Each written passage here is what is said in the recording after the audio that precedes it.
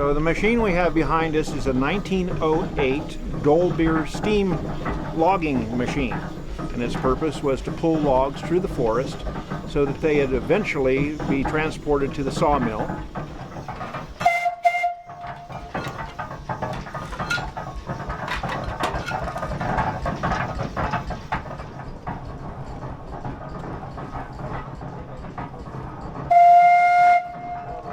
So this steam engine operates essentially by a wood fire boiling a steep kettle full of water, creating steam. It carries a variety of whistles on it, but back in the day really it only had one whistle for purposes of communication within the forest.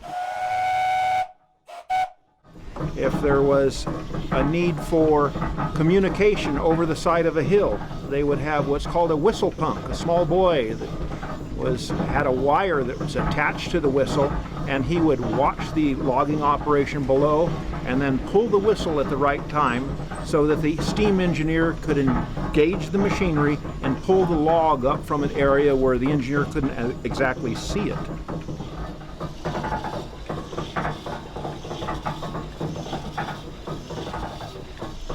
So what we will be doing is a demonstration of how this machine actually moved logs through the forest. Essentially, the loggers would drop the trees and this machine would roll the logs into two-pole chutes, which is basically a road through the woods. They would drag these logs through the woods, eventually dumping them into Shaver Lake. It would be gathered up by the steamboat, the Michigan, transported over to the sawmill. The sawmill would then cut them into boards. The boards would then be dried, and after a period of time, when they had sufficient buoyancy, they would kick them into the flume. And then the flume was 42 miles long and would reach Clovis 6.5 hours later. So at the turn of the century, this was the latest and greatest technology.